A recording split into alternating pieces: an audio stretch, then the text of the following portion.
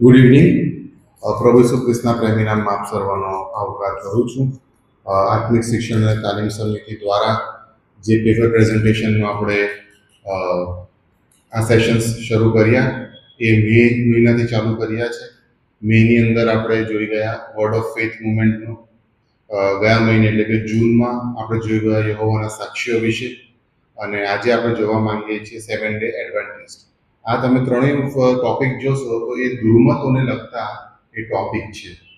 શાલોમ ચર્ચના જે પોલ મૂકવામાં આવ્યા કે તમારે કયા વિષયની ઉપર શિક્ષણ મેળવવું છે અથવા તો ખુલાસાઓનું પેપર પ્રેઝન્ટેશન કરવું છે, સૌથી વધારે જે મત મળ્યા તે દુર્મતોની ઉપર છે, અને તેથી આપણે આ દુર્મતોની શરૂઆત કરી છે. આજે 7 ડે એડવેન્ટિસ્ટની ઉપર આપણે અભ્યાસ કરવાના છે, તો ચર્ચા કરવાના છે. પણ આ જે હેતુ છે આખા સેશન્સનો તે એટલો છે કે ફક્ત ચર્ચા કરીને આપણે બેસી જઈએ નહીં. આપણા માટે જે ખુલાસાઓ આપવામાં આવે છે તેના કાઉન્ટરમાં જે આપણને પ્રશ્નો થાય છે તેના જવાબ આપણે આપવા તૈયાર થઈ શકીએ, તેના માટેના સેશન્સ છે. ફક્ત અહીંયાથી બોલવું, સાંભળવું, ચર્ચા કરીને બહાર જવું એવું નથી. કારણ કે પહેલું પિત્તર 3 અધ્યાય 15મી કલમ એમ કહે છે કે પણ ખ્રિસ્તને તમારા પ્રભુ તરીકે તમારા અંતઃકરણમાં પવિત્ર માનો, અને જે આશા તમે રાખો છો તેનો ખુલાસો જો કોઈ માગે તો તેને નમ્રતાથી તથા સત્યતાથી પ્રત્યુત્તર આપવાને સદા તૈયાર રહો. આ એક આજ્ઞા છે, અને માટે આપણે તૈયાર રહેવાની જરૂર છે, અને તેથી આપણે આ સેશન્સ કરી રહ્યા છીએ. આજે સેશન્સમાં આગળ વધીએ તે પહેલાં શરૂઆતની પ્રાર્થના કરીએ, અને પાળક સાહેબને વિનંતી કરીશ કે તેઓ શરૂઆતની પ્રાર્થનામાં આપણને દોરશે.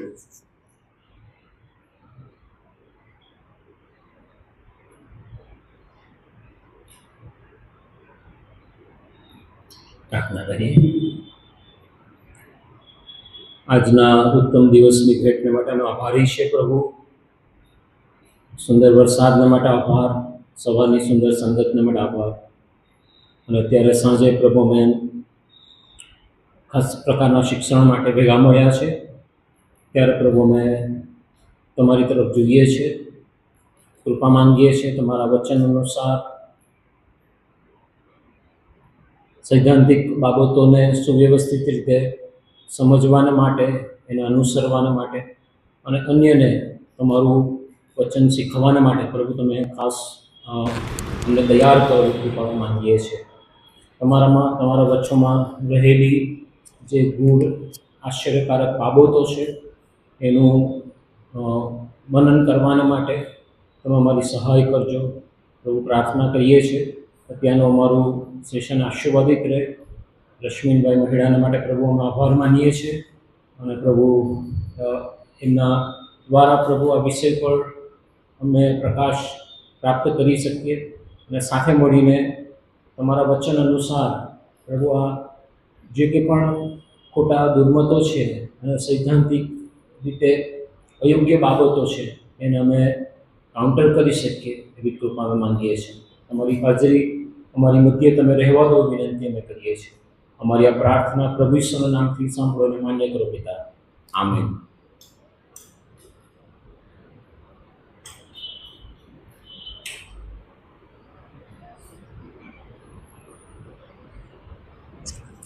ભજન સંગ્રહમાંથી એક નાનું ગીત ગાઈશું અને ત્યારબાદ ચર્ચામાં આગળ જઈશું. ભજન સંગ્રહમાંથી ગીત નંબર 228, તેનો પહેલો અને ત્રીજો શ્લોક આપણે સાથે મળીને ગાઈએ. ગીત નંબર 228. ઈશ્વરનું જે શાસ્ત્ર તે વિશાળ છે ભંડાર, જે જે કપનું હોય છે તે ત્યાં મળનાર. ઈશ્વરનું જે શાસ્ત્ર છે વિશાળ છે ભંડાર, ઢાલ વળી તરવાર છે, નાનકડા પણ ભૂલ વળી તરવાર છે, જ્ઞાન તણા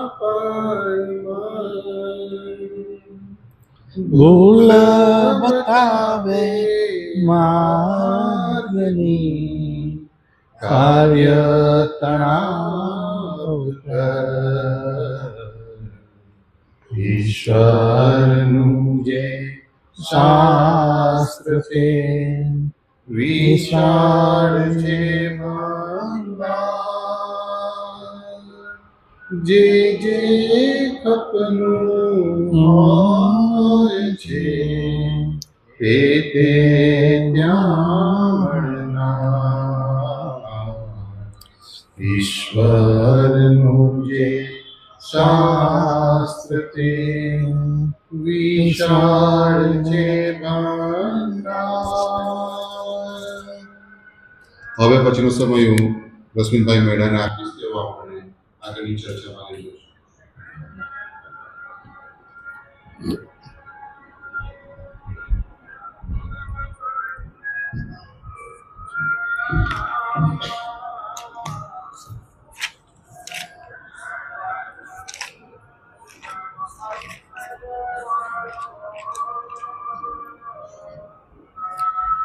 ગુડ ઇવનિંગ એવરીબડી.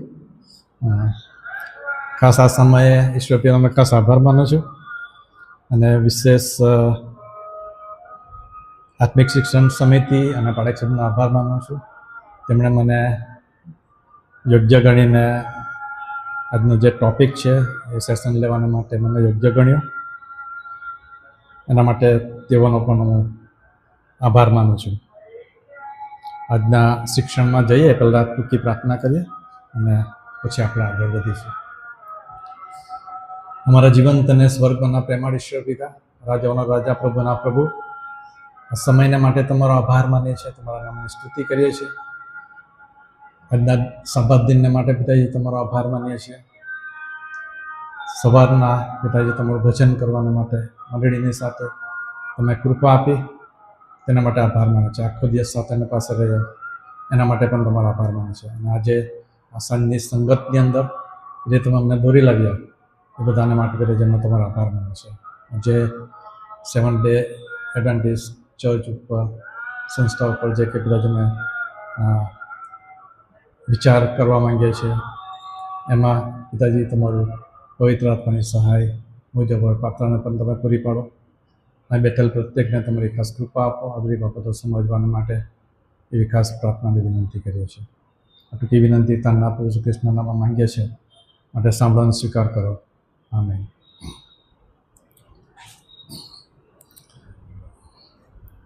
આપણે આજે 7 day cult, 7 day Adventist church એ જે કલ્ટ છે એના ઉપર આપણે વિચાર કરવા માંગીએ છીએ. અને ઘણી બધી માહિતી મેં મેળવી છે અને અંગ્રેજીમાં એ બધી માહિતી મેં મેળવી છે, પણ હું એને વખતો વખત ટ્રાન્સલેટ કરતો રહીશ. બરાબર? પેલું એને બધું બ્રીફમાં આપણે જોઈશું. એની ફર્સ્ટ જે પોઈન્ટ છે તે હિસ્ટ્રી છે. 7 day Adventist church officially formed in 1863. 1863ની અંદર 7 ડે એડવેન્ટિસ્ટ ચર્ચ ફોર્મ થયું. It arose from 1840 Millerite movement. Millerite movement હતી, ચળવળ હતી એ સમયે, અને તેમાંથી આ 7 ડે એડવેન્ટિસ્ટ ચર્ચનું ઉદ્ભવી. હવે મિલરાઇટ મુવમેન્ટ જે છે તે 1830થી 1840 સુધી આ ચળવળ ચાલુ રહી. 1830થી 1840. અને તે વખતે જે તેઓના બેપ્ટિસ્ટ પ્રીચર હતા વિલિયમ મિલર, આપણે કીધું ને હમણાં કે મિલરાઇટ મુવમેન્ટ, તો બેપ્ટિસ્ટ પ્રીચર વિલિયમ મિલર તેમણે એવું પ્રેડિક્ટ કર્યું કે second coming of Christ would occur on October 22, 1844. એમને ભવિષ્ય વચન કહી દીધું કે પ્રભુ ઈસુ ખ્રિસ્તનું જે બીજું આગમન છે તો October 22, 1844. અને દુઃખની વાત એ છે કે આ બાબત બની નહીં એ સમયે. when this did not happen, it was termed as great disappointment. અને એને મોટી નિરાશા એવો શબ્દ ત્યાં વાપરવામાં આવ્યો છે. એના માટે તેઓ જે ઉલ્લેખ કરે છે ડેનિયલ 8:13-14, એમાં કોઈ વાંચી લો, કોઈ વાંચજો. દાનિયેલ 8:13-14.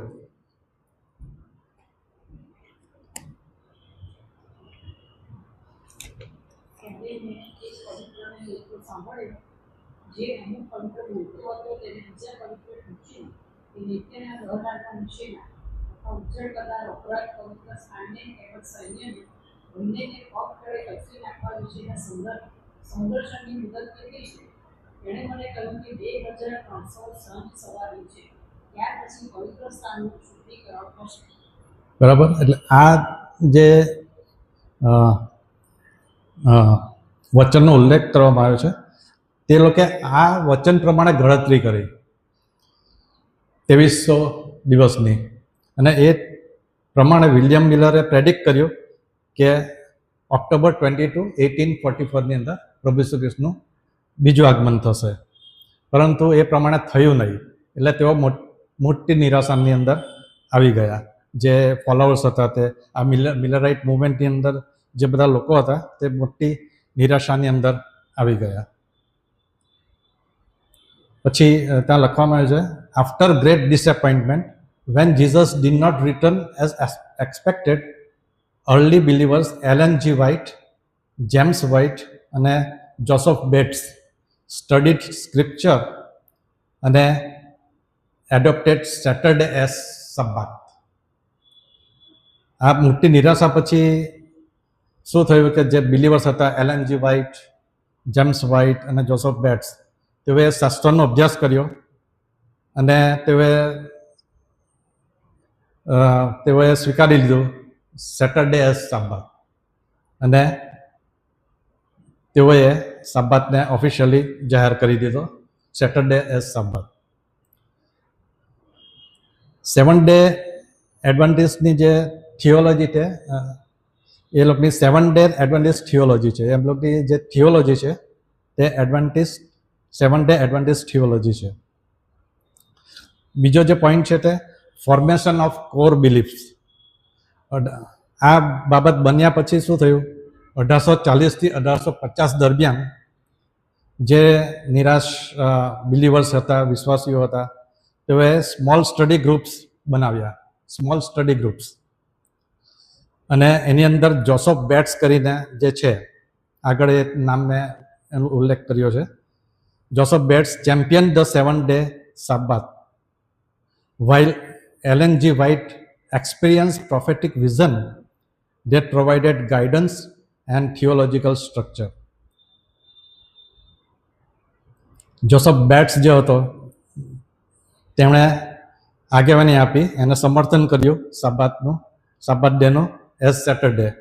અને એલન જે વ્હાઇટ હતી, એ જે બિલીવર્સ હતી, તેણે પ્રોફેટિક વિઝન ઉપર બધું કર્યું, અને થિયોલોજીકલ અને તેઓ 7 ડે એડવાન્ટિસ્ટ હતા, તેઓએ માર્ગદર્શન પૂરું પાડ્યું, અને થિયોલોજીકલ સ્ટ્રક્ચર જે કહેવાય છે તે તેમણે પૂરું પાડ્યું. ત્રીજો જે પોઈન્ટ છે તે ઓફિશિયલ ઓર્ગેનાઇઝેશન. હવે આ જે ઓફિશિયલ ઓર્ગેનાઇઝેશન જે છે, સંસ્થાની સ્થાપના 1860-1863 દરમિયાન કરવામાં આવી. In October 1860, the group officially adopted the name 7 Day Adventist, 7 Day Adventist, in Battle Creek, Michigan, USA.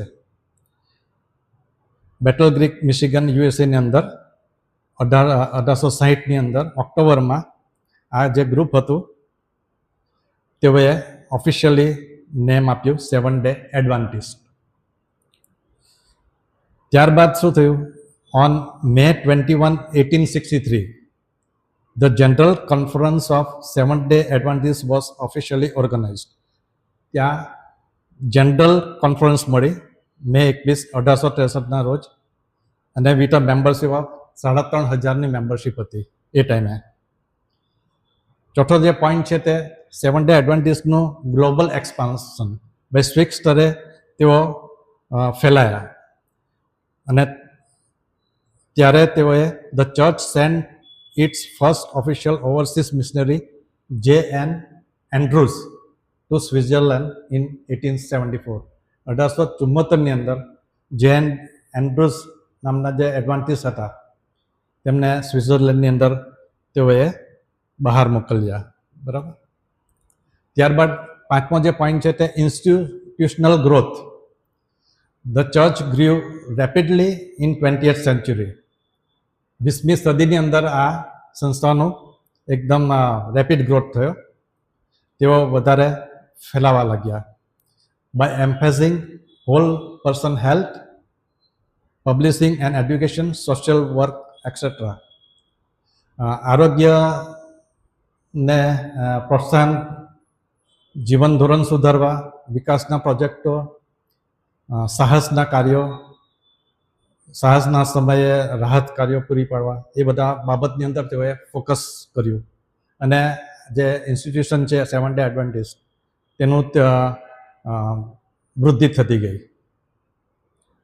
હમણાં જે હાલમાં જે અર્થક્વેક થયો વેનેઝુએલા, તેમાં પણ આ લોકોનો બહુ મોટો ફાળો હતો સેવન ડે એડવાન્ટિસ્ટનો.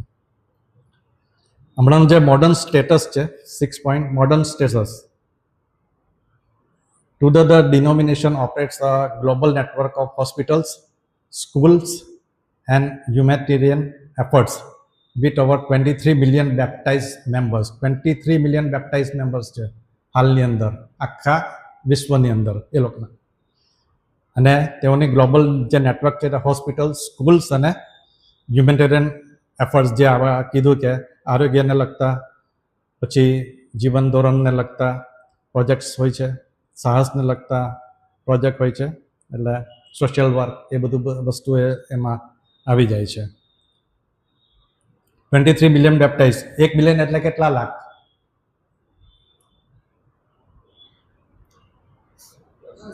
10 લાખ. તો 23 મિલિયન એટલે 230 lakhs. બરાબર. એટલા બધા એ લોકોના લોકો હમણાં જોડાયેલા છે એ લોકોની સાથે.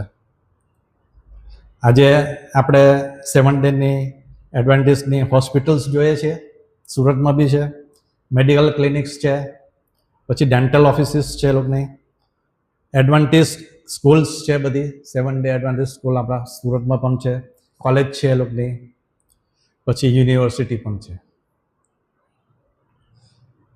કહેવાય છે કે seven day Adventist are largest Protestant health care provider in the world. સમગ્ર વિશ્વમાં તેઓ largest Protestant health care provider છે. હવે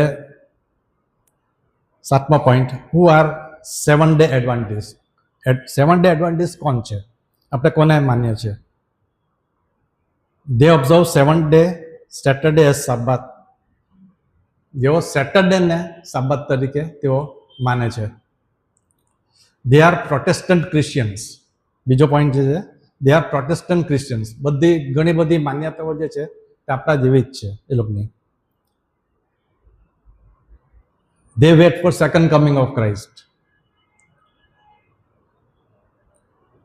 They believe in specific mission to preach the everlasting gospel to every nation, tribe, language and people. આપણે પ્રકટીકરણ 14 અને 6 કોઈ વાંચજો. તો everlasting ગોસ્પલની વાત છે. તેમાં તેઓ સ્પેસિફિક મિશન. પછી મેં બીજા અંતરિક્ષમાં ઉતર્યો, પૃથ્વી પર રહેનારાઓમાં કે સ્વર્ગ રાજ્ય જાતિ ભાષા તથા પ્રજાનો પ્રગટ કરવાની તેની પાસે સનાતન સુવાર્તા હતી. સનાતન સુવાર્તા. બરાબર. They believe in specific mission to preach the everlasting gospel to every nation, tribe, languages and people. Seven day વિશે જો આ વધારે જાણવું હોય તો આપણે તેઓ 28 ફંડામેન્ટલ બિલીફ્સ ધરાવે છે. 28 fundamental beliefs.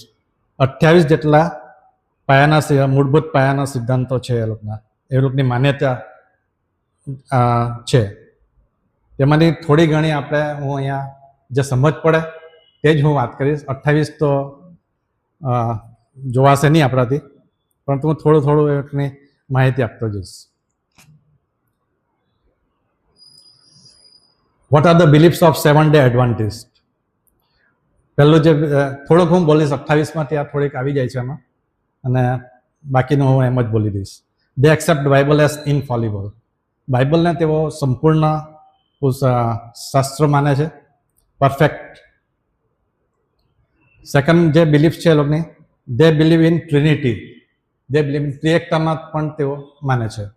They believe in father the son. આ ત્રીજી બિલીફ છે, father the son. Fourth point, they believe in Father, God the Father, God the Son, and God the Holy Spirit. બીજી જે લોકોની belief છે, they believe in salvation as a gift of God grace received through faith in Jesus Christ, who died for humanity sins and was resurrected. એફએસસી 2:8-9માં જે લખ્યું છે ને, કૃપાથી વિશ્વાસ ધરાવતા આનંદ પામ્યા છો, બરાબર, તે જ ટાઈપની બિલીફ પણ તેઓ કરે જ છે. They believe in second coming of Christ. પ્રભુ ઈસુ ખ્રિસ્તનું જે બીજું આગમન છે તેના ઉપર પણ તેઓ વિશ્વાસ ધરાવે છે.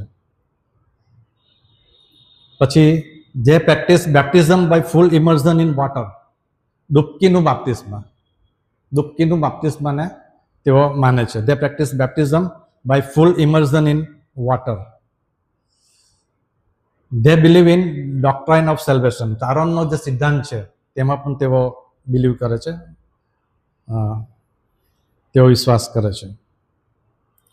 પછી they believe that only those who accept Jesus Christ as Savior will be granted eternal life. આપણે પણ એવું જ બિલીવ કરીએ છીએ કે જેઓ પ્રભુ ઈસુ ખ્રિસ્તને તારનાર તરીકે સ્વીકાર્યા છે તેઓને અનંત જીવન પ્રાપ્ત થશે. They promote healthful living. સ્વસ્થ જીવનશૈલીમાં તેઓ માને છે, સ્વસ્થ જીવનશૈલી. અને they abstain from alcohol, tobacco and other harmful substance. લેવીનો 11મો અધ્યાય, એ જ્યારે ગ્રુપ ડિસ્કશન આપણે એમાં જઈશું ત્યારે તમે આ ચેપ્ટર વાંચજો. લેવી 11 અને 1 કોરિન્થી 6:19-20 એની અંદર હેલ્થ ઉપર તેઓ ભાર આપે છે, સ્વસ્થ જીવનશૈલી ઉપર. દે પ્રમોટ હેલ્પફુલ લિવિંગ. અને આ જે આલ્કોહોલ, ટોબેકો, અધર હાર્મફુલ જે સબસ્ટન્સ છે તેમાંથી તેઓથી તેઓ દૂર રહે છે. પછી દે ફોલો વેજીટેરિયન લાઈફસ્ટાઈલ. દે ફોલો વેજીટેરિયન ડાયટ. સમ એડવાન્ટેજ, બધાની સમ એડવાન્ટેજ એવું ફોલો કરે છે, વેજીટેરિયન લાઈફસ્ટાઈલ.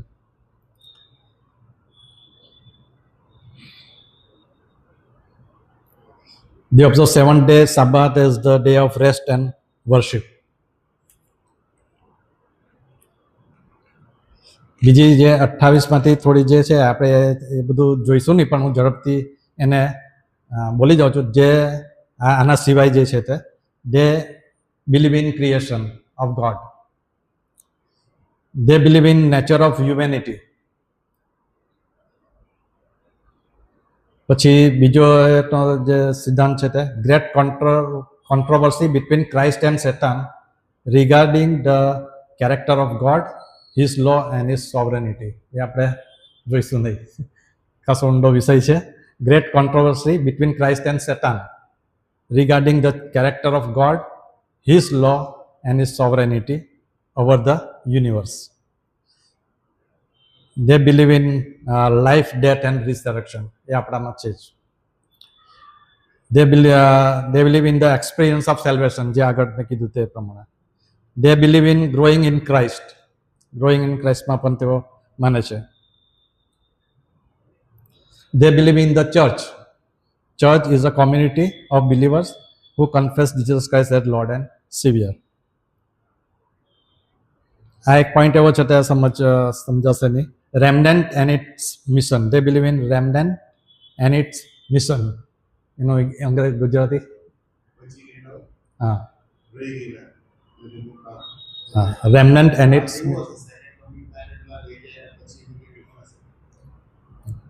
એ આપણે જોવાના નથી. They believe in unity in the body of Christ. They believe in baptism, ત્યાં આગળ આપણે જોઈ ગયા. They believe in Lord supper, આપણા જેવું જ ફોલો કરે છે લોકો. They believe in spiritual gifts and ministry, આત્મિક જે દાન છે અને સેવા, તેના પર તેઓ તે બધી બાબતોને તેઓ માને છે, વિશ્વાસ કરે છે. They believe in gift of પ્રોફેસી, આ એકનું બહુ મોટું એ છે એ લોકોનું. ગિફ્ટ ઓફ પ્રોફેસી ઉપર જે લોકો બહુ મોટો ભાર આપે છે. They believe in the law of God, 10 commandment, 10 old ટેસ્ટામેન્ટનો જે આપણો 10 આજ્ઞાઓ છે તેમાં તેઓ વિશ્વાસ. સાબાતે સેટરડે તો આવી ગયું. દે બિલીવ ઇન સ્ટીવર્ડશીપ, કારભારીપણામાં તેઓ માને છે. They believe in Christian behaviour, એ પણ હું થોડુંક લઈશ આમાં. They believe in marriage and the family, marriage અને ફેમિલીમાં પણ તેઓ માને છે. They believe in Christ ministry in the heavenly sanctuary, આ આખો બહુ મોટો વિષય છે. They believe in Christ ministry in the heavenly, સ્વર્ગનું જે એ છે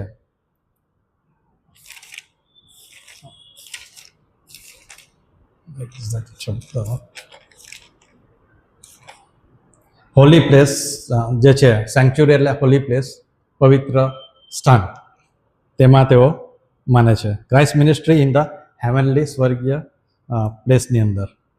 they believe in second coming of Christ આવી ગયું. They believe in death and resurrection, મરણ અને પુનરુત્થાન, એમાં પણ તેઓ આ એક અલગ બાબત છે લોકોને. Millennium and the end of sin, પાપ, બરાબર, તેઓને હા 1000 વર્ષનું રાજ. અને they believe in new earth, નવું આકાશ, નવી પૃથ્વી, બસ તેમાં પણ તેઓ માને છે.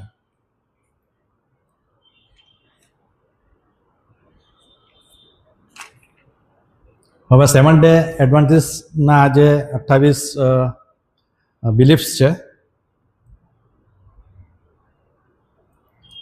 તેમાં એક યુનિક બિલીફ્સ છે, તે પણ હું તમને જણાવવા માંગુ છું. આ બિલીફ આપણાથી જુદા પડે છે, એટલા માટે હું આને અહીંયા લઈશ, હું પાછળથી બી લઈશ એને. They believe that antitypical day of atonement started in 1844 rather than at Christ ascension. 1844ની અંદર ટિપિકલ ડે ઓફ એટોનમેન્ટ, એ પછી એ શબ્દ આપણે ચર્ચા વખતે એનો એ કરીશું, ખુલાસો કરીશું. They believe in end time manifestation of the gift of prophecy in the experience and ministry of Ellen G White. Ellen G વ્હાઇટનું નામ મેં આગળ વાંચ્યું સ્ટાર્ટિંગમાં જ. They believe in end time, આ પ્રોફેટેસ હતી, પ્રબોધિકા હતી એ લોકોની, અને એ જે પ્રોફેસી કરતી હતી એમાં તેઓ માનતા હતા, પ્રકટીકરણ કરતા હતી. એ પ્રકટીકરણમાંથી જ એ બધું લાવે છે, બધી બાબતો, પણ તેઓ આને ફોલો કરે છે. એન્ડ ટાઈમ પ્રોફેસી જે છે તે બધી એલન જે વ્હાઇટ છે તેની તેઓ ફોલો કરે છે. પછી જે યુનિક બિલીફ તે લોકોની છે about the state of dead, મરણ પામ્યા છે તેઓની જે સ્થિતિ છે તેઓની માન્યતા અલગ છે. 7 day Adventist believe that death is an unconscious sleep, commonly known as soul sleep. બરાબર, they believe that death is an unconscious sleep, commonly known as soul sleep, and reject the idea of immortal soul. હવે conditional immorality એ લોકોની. Adventists teach that wicked will not suffer eternal torment in hell, but instead will be permanently destroyed. એ પણ આપણે ચર્ચામાં થોડું ઘણું જોઈ લઈશું. Heavenly સેન્ક્ચ્યુરીની જે વાત કરી છે, જે પ્રભુ ખ્રિસ્ત એની અંદર દાખલ થાય છે 1844ની અંદર. તે બાબત તેઓ હાઇલાઇટ કરે છે. They teach that Christ ascended to heaven to minister in the heaven sanctuary in 1844. 1844માં જ પ્રભુ ઈસુ ખ્રિસ્ત હેવન સેન્ચ્યુરીની અંદર ગયા, બરાબર. અને ત્યાં he began the cleaning of heavenly sanctuary in fulfillment day of atonement. એ પણ આપણે ચર્ચાના સમયે જોઈશું.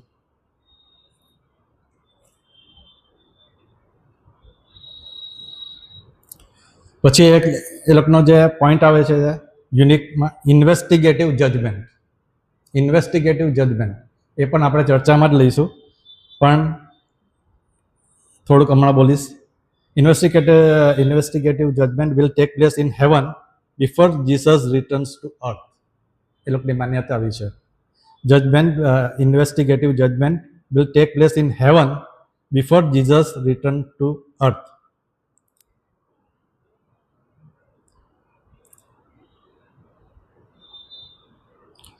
They believe in apocalypse of John, which will bring on second coming of Christ. જે યોહાનનું જે પ્રકટીકરણ છે, પ્રકટીકરણમાં જે આપણે જોઈએ છે તેમાં તેઓ માને છે. હવે થોડીક વધારે માહિતી 7 ડે વિશે પણ ભેગી કરી છે, તે પણ હું તમને જણાવીશ. They practice open communion. પ્રભુ ભોજનની વાત છે. તે practice open communion. Holy communion 4 times a year. 4 વખત તેઓ પ્રભુ ભોજનની ક્રિયા કરે છે, 4 વખત વર્ષમાં. It commences with a foot washing ceremony known as ordinance of humility. વલસાડની અંદર ભાઈઓની મંડળી છે, ઘણી બધી, મોસ્ટલી સાઉથ ગુજરાતની અંદર ત્યાં ફૂટ વોશિંગ સેરેમની, પગ ધોવાની ક્રિયા કરવામાં આવે છે, બરાબર. ને આ વસ્તુ 7 ડે એડવેન્ટિસ્ટ ફોલો કરે છે. And it is known as ordinance of humility, નમ્રતાના નિયમ તરીકે ઓળખવામાં આવે છે. અને it reminds the participants of the need of to humbly serve one another. John 13 ગોસ્પલની અંદર જે પ્રભુ ઈસુ ખ્રિસ્તે શિષ્યોના પગ ધોયા, તે જ્યારે તેઓ આ સેરેમની કરે છે ફૂટ વોશિંગની, ત્યારે તેઓને યાદ કરાવે છે કે વી હેવ ટુ સર્વ હમ્બલી વન અનધર. ત્યારબાદ શું કરે છે, જે પાર્ટિસિપન્ટ્સ ફૂટ વોશિંગ સેરેમની થાય છે, પગ ધોવાની ક્રિયા થાય પછી તેઓ મેન સેન્ચ્યુરી, પવિત્ર મેદના ભાગીદાર બને છે. અને તેઓ for the consumption of Lord supper consisting of unleavened bread and unfermented grape juice. આપણે જેવી રીતે કરીએ છીએ તે રીતે જ એ લોકો પણ કરે છે.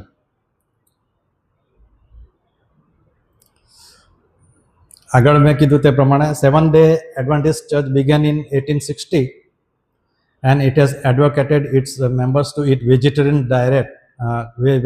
diet ને ફોલો કરવા માટે તેઓએ ફોકસ કર્યું.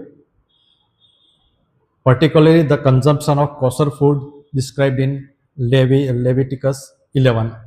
એટલે તમારે જ્યારે ચર્ચાઓ થાય થોડોક હિન્ટ લેજો.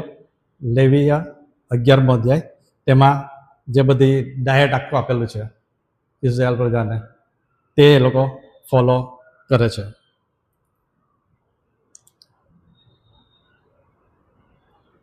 Alcohol, beverages, tobacco, illegal drugs, તેઓથી તેઓ દૂર રહે છે. Some Adventist avoid process food. Process ફૂડમાં શું આવે?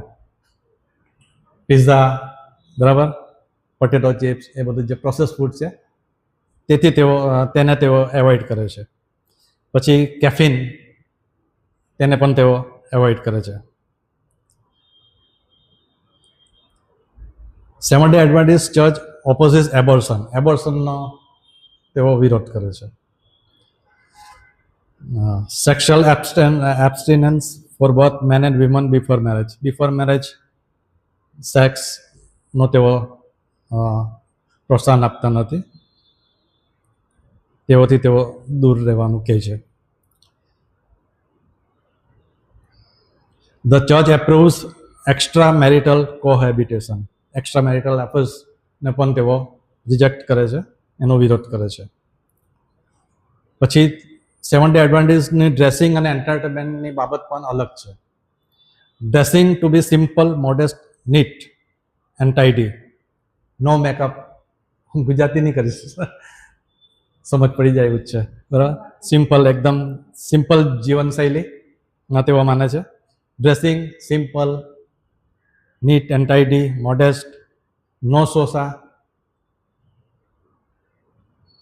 નોટ વોન્ટિંગ એક્સ્ટ્રા એટેન્શન, એ બધી બાબત એમાં આવે છે. No makeup.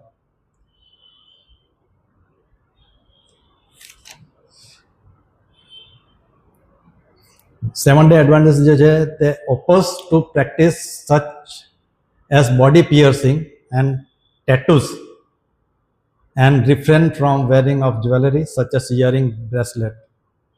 જે કાનમાં પિયર્સિંગ, બોડી પિયર્સિંગમાં તેઓ માનતા નથી. પછી ટેટૂઝ, તેમાં પણ તેઓ માનતા નથી. અને જ્વેલરીની બાબતમાં ઘણી બધી બાબતથી તેઓ દૂર રહે છે. જ્વેલરીમાં સચ ઇયરિંગ, બ્રેસલેટથી એ તેઓ દૂર રહે છે. Some Adventist oppose the displaying of wedding band. લગ્ન વખતે જે વેડિંગ બેન્ડ ઘણા લોકો કરે છે તેનો તેઓ ઓપોઝ કરે છે, તેને એ લોકો પ્રોત્સાહન આપતા નથી. Conservative advantage avoid certain recreational activities including dancing, rock music and secular theatre. રૂઢિચુસ્ત જે એડવાન્ટેજ છે સેવન ડેના, તેઓ મનોરંજક પ્રવૃત્તિઓને ટાળે છે. મનોરંજક પ્રવૃત્તિ, ડાન્સિંગ, રોક મ્યુઝિક, સેક્યુલર થિયેટર, એ બધી બાબત એમાં આવી જાય છે, તેનો તેઓ વિરોધ કરે છે. જે reject this type of activities. 29 જૂન 2000ની અંદર સેવન ડે એડવાન્ટેજની જનરલ કોન્ફરન્સ મળી. એમાં જુગાર ઉપર તેઓએ ઠરાવ કર્યો. 29 જૂન 2000 સેવન ડે એડવાન્ટેજ જનરલ કોન્ફરન્સ મળી, એમાં તેઓએ જુગાર ઉપર ઠરાવ કર્યો. અને જુગાર ન રમવા પર, જુગારથી દૂર રહેવા પર તેઓએ એના પર ફોકસિંગ કર્યું અને તેઓને એન્કરેજ કર્યા. અને જુગારના નાણાંમાંથી ભંડોળ સ્વીકારવા નહીં, તે બાબત પણ તેઓએ કહી. જેઓ જુગાર રમે છે તેના નાણાં પણ ભંડોળમાં સ્વીકારવા નહીં, તેવું તેઓએ ઠરાવ કર્યો.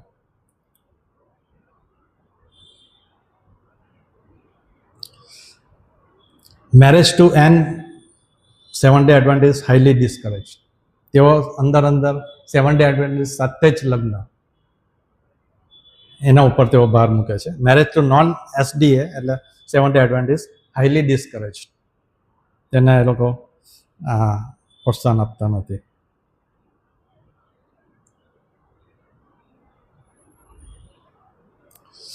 આફ્ટર લાઈફ, મરણ પછી, જીવન પછી જે મરણ છે તેમાં after life model excludes heaven or hell. Heaven or hell ને તેઓ એક્સક્લુડ કરે છે. Instead righteous men remain unconscious after death and are resurrected after second coming of Christ, જે આગળ આપણે જોઈ ગયા.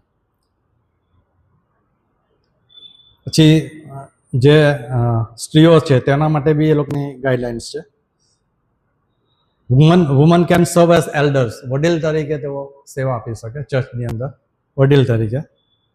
But church does not ordain woman to the pastoral ministry. દીક્ષા આપતા નથી સ્ત્રીઓને, એ બાબત છે. તેઓનું જે સાબાત છે તે સનડાઉન ફ્રાઈડે, શુક્રવારના સાંજથી તે સનડાઉન સેટરડે, એ રીતનું એ લોકોનું હોય છે.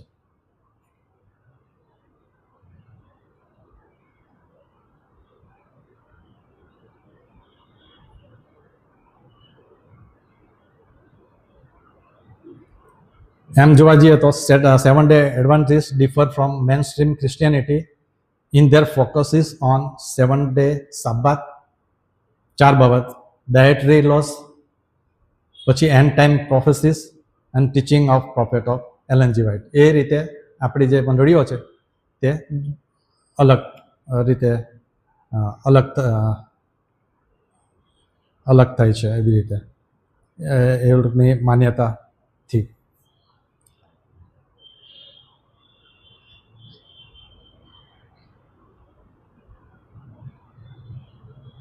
હવે બે શબ્દ પર આપણે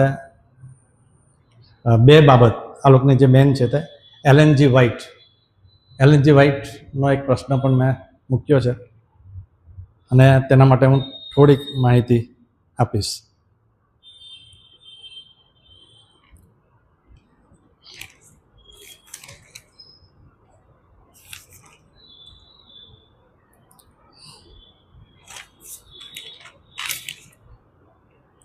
એલએનજી વ્હાઇટ જે છે તે એ લોકોની પ્રબોધિકા હતી, પ્રોફેટસ એને કહેવાય છે. 1827 થી 1915 સુધી તેઓ હતા. નવેમ્બર 26, 1827માં ગોરહેમ મેરી યુએસની અંદર એનો જન્મ થયો અને જુલાઈ 16, 1915ની અંદર સેન્ટ હેલિન કેલિફોર્નિયા યુએસની અંદર એનું મૃત્યુ થયું. 87 યર્સનું એમનું જીવન હતું. 87 યર્સ, 87 વર્ષનું એમનું જીવન હતું. She was a American religious leader, author હતા, co-founder of Seventh-day Adventist Church. She is viewed by her followers as having prophetic gift એમને હતી અને એટલે તેઓ એને પ્રોફેટસ કહેતા હતા. એમના જે સ્પાઉસ છે તે જેમ્સ એસ વ્હાઇટ, આગળ એનો ઉલ્લેખ કરવામાં આવે છે. She had 4 children. એના વિશે લખવામાં આવ્યું છે કે એને બહુ બધા દર્શનો થતા હતા LNG વ્હાઇટને. began experiencing over 2000 recorded vision, 2000 recorded visions છે એના. and dreams starting at the age of 17, 17 વર્ષની હતી ને ત્યારથી એને આ દર્શનો થતા હતા. ઇન ડિસેમ્બર 1844, 1844માં એનો જે રોલ હતો તે to shape Adventist doctrines, lifestyle and church organisation, આ એનો કાર્ય હતું.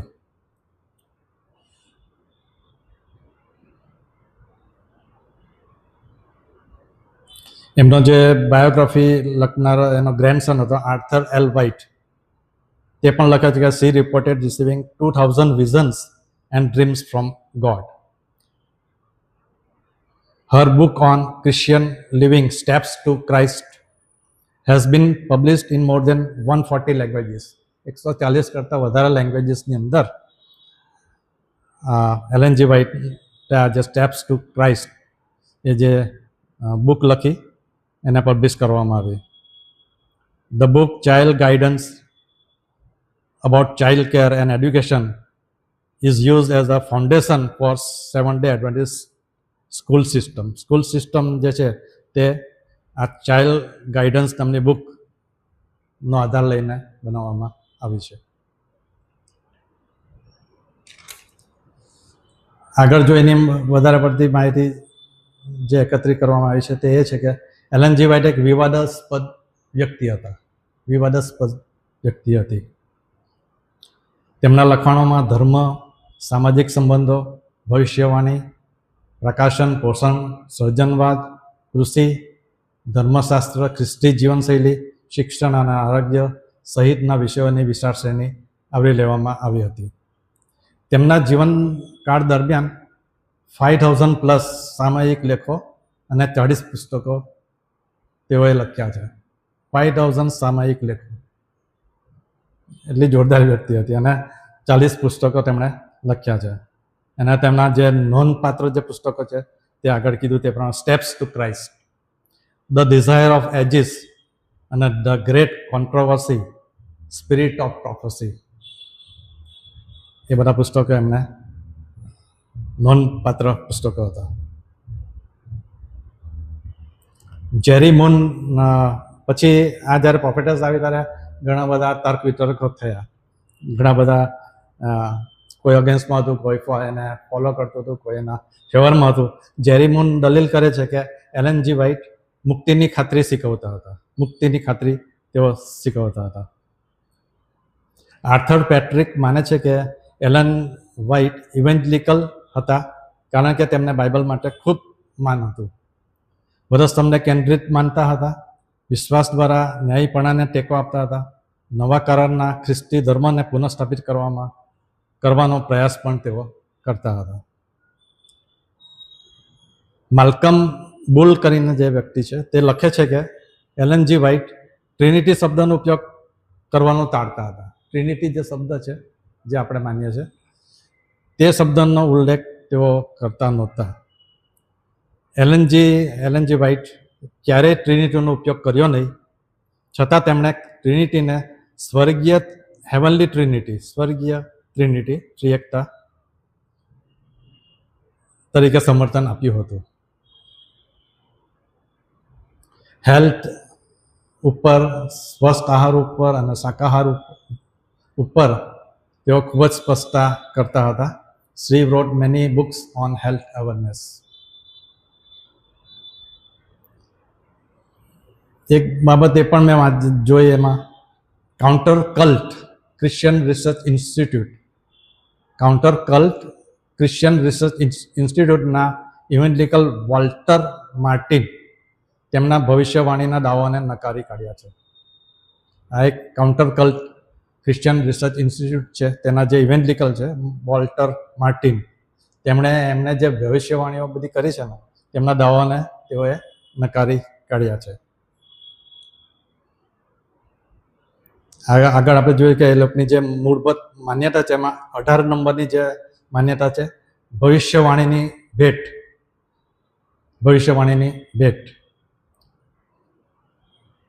તેમાં એલન જી વ્હાઇટનો ઉલ્લેખ કરવામાં આવ્યો છે.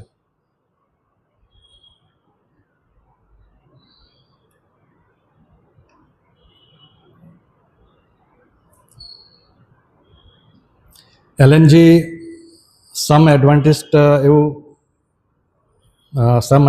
જુએ છે એલએનજી વ્હાઇટને એમના લખાણોને સ્પિરિટ ઓફ પ્રોફેસી, ભવિષ્યવાણીનો આત્મા તરીકે જુએ છે. એલએનજી વ્હાઇટના લખાણોને સ્પિરિટ ઓફ પ્રોફેસી તરીકે જોવામાં આવે છે.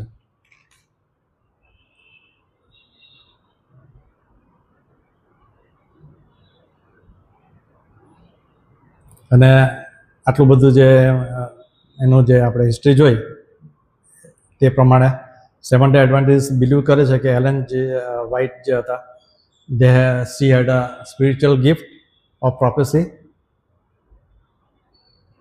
and her writings and a lesser light to Bible which has ultimate authority. એમના જે લખાણો હતા તેમને તેઓ ઓથોરાઇઝડ કરતા હતા, ઓથોરિટી તરીકે માનતા હતા.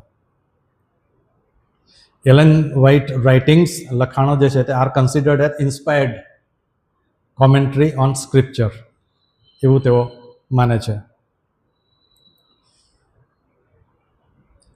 પ્રતિકરણ 19:10 એનો ઉલ્લેખ તમે જોજો જરાક. she had spiritual gift of prophecy with understanding she claimed was received in vision.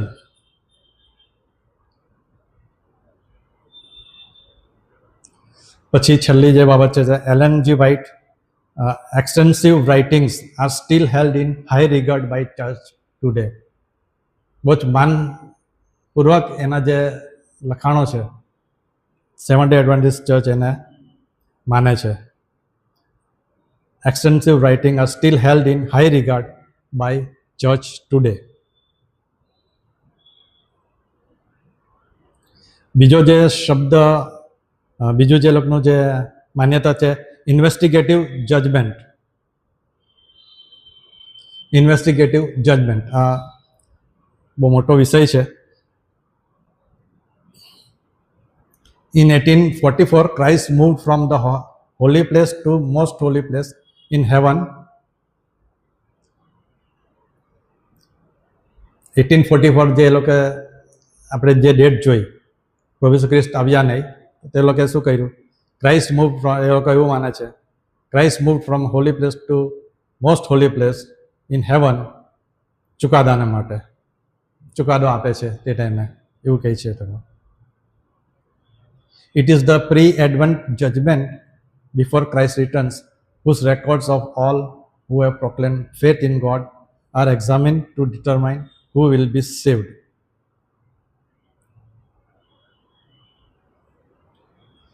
એટલે at the time of appointment for the judgment, the close of 2300 days in 1844 began the work of investigation and blotting out of sins. ખ્રિસ્તના આગમન પહેલાનો ચુકાદો, જ્યાં બધાના record જેમણે ઈશ્વરમાં વિશ્વાસ શ્રદ્ધાનો દાવો કર્યો છે તેમની તપાસ કરવામાં આવે છે કે કોણ બચી ગયેલામાં હશે, હુ વિલ બી સેવ્ડ.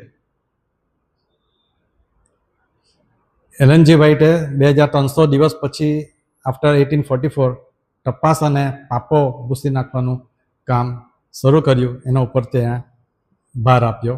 આ જે ઓલ્ડ ટેસ્ટામેન્ટની જે આપણે કલમો જોઈએ એમાં ડેનિયલ 7:9-10 અંદર સ્વર્ગીય કોર્ટરૂમનું દ્રશ્ય, ચુકાદો નક્કી કરવામાં આવ્યો અને પુસ્તકો ખોલવામાં આવ્યા. દાનિયેલ 8:14 230 દિવસની ભવિષ્યવાણી સ્વર્ગીય શુદ્ધિકરણ તરફ નિર્દેશ કરે છે.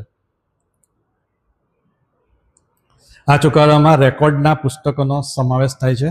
દાનિયેલ 7 અને 10 અંદર, પ્રકટીકરણ 20 અને 12 અંદર, અને આ ગ્રેટ કોન્ટ્રોવર્સી બુક તરીકે પુસ્તકી આપે છે એલએનજી વ્હાઇટ. હવે કી ફેક્ટ્સ ઓફ ડોક્ટ્રિન ઇન્વેસ્ટિગેટિવ જજમેન્ટ. ત્યાં હેવનલી કોર્ટની વાત છે. એ લોકો heavenly court, Christ is believed to have entered the most holy place of heavenly sanctuary to act as both our advocate and high priest.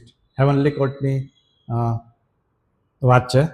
તેમાં બીજો જે point છે ઇન્વેસ્ટિગેટિવ જજમેન્ટની અંદર, investigating the dead and the living. જો હયાત છે, જીવે છે અને જો મરણ પામ્યા છે તેનું જે જજમેન્ટ છે તેની વાર્તા કરવામાં આવે છે. The judgment begins with the righteous dead from Adam onwards and moves to living. The records of all who profess faith in God are examined, while Satan is said to accuse believers of their sins. Investigative judgment બીજો જે point, role of works, કરણીઓ, આપણા કામ. Salvation is by grace.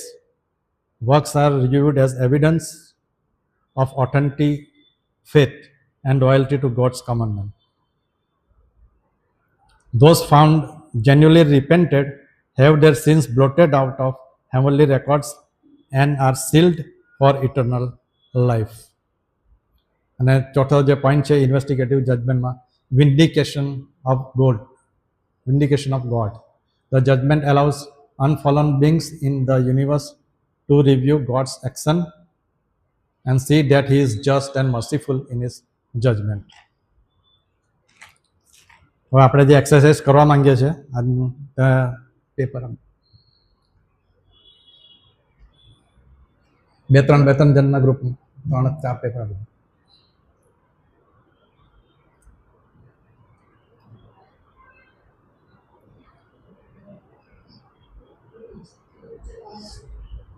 એમાં સવાલ હું આપીશ તે તમે લખજો. પેન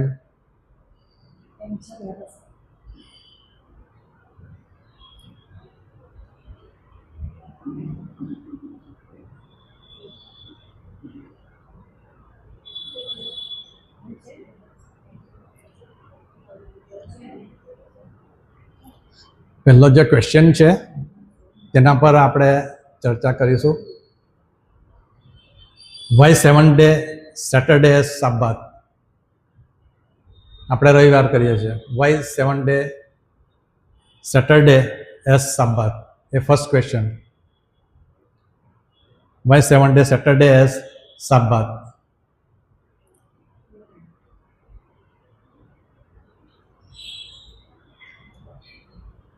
સેકન્ડ જે ક્વેશ્ચન છે, following old testament dietary laws is worthy or not.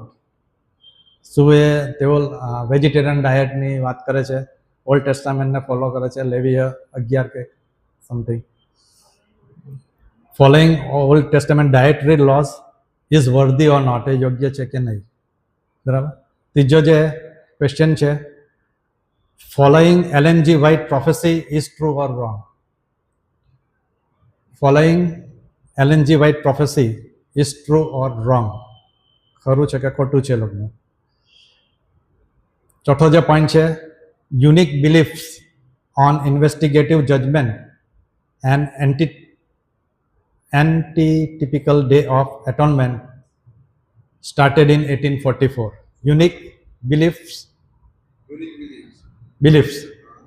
in investigative judgment and anti-typical day of atonement started in 1844.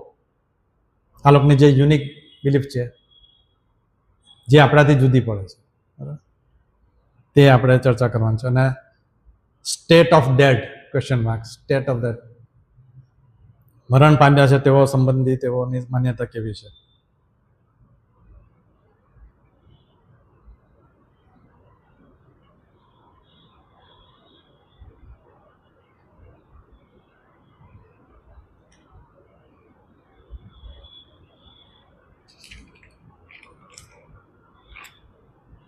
Okay,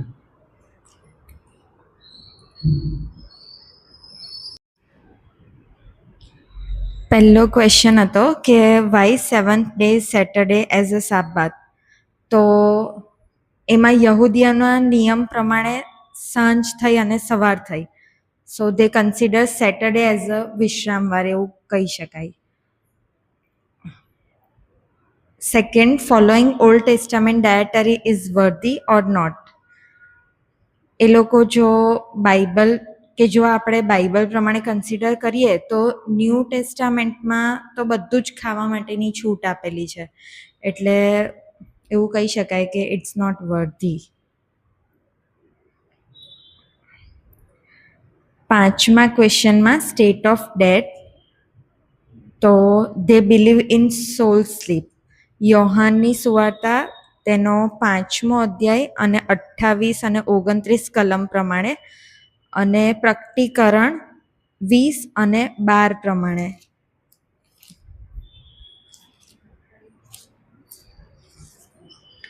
પ્રકટીકરણ 20 અને 12માં લખેલું છે કે પછી એ મોએલાને મોટા તથા નાના સર્વને દેવની સમક્ષ ઊભા રહેલા જોયા, અને પુસ્તકો ઉઘાડવામાં આવ્યા, અને એક બીજું પુસ્તક જે જીવનનું પુસ્તક છે તે પણ ઉઘાડવામાં આવ્યું.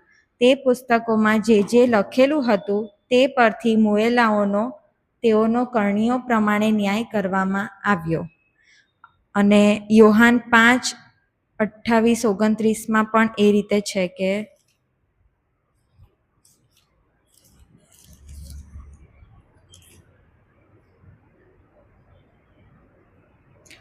એથી તમે આશ્ચર્ય ન પામો, કેમ કે એવી વેળા આવે છે કે જ્યારે તેઓ કબરમાં છે તેઓ સર્વ તેની વાણી સાંભળશે, અને જેઓએ સારા કામ કર્યા છે તેઓ જીવનનું ઉત્થાન પામવા સારું, અને જેઓએ ભૂંડા કામ કર્યા છે તેઓ દંડનું ઉત્થાન પામવા સારું નીકળી આવશે. એટલે એવું કે દરેકનો ન્યાય તો થવાનો જ છે, કે જે મુએલા છે તેને પણ ફરીથી પાછા ઉઠાડવામાં આવશે. એ રીતે સુષ્મા ફોઈ કે સુધા ફોઈ કંઈ કહી શકો? ચોથો કે unique believes in investigating judgment, અને પેલો Ellen G white prophecy is true or not. Not, કેમ કે ભવિષ્ય એ તો એમ, એટલે કોઈ કહી શકો.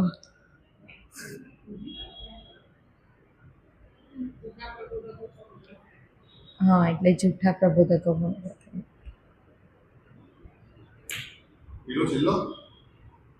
છેલ્લો કીધો મેં, એ મને નહીં ખબર. એ ફુવા એ આખો question Unique belief in investigative judgment. Yeah. કે આપણાથી જુદી પડે છે એટલે ઇન્વેસ્ટિગેટિવ જેટલું સેન્ટર થેન્ક યુ. પહેલા આપણે એક જ મિનિટ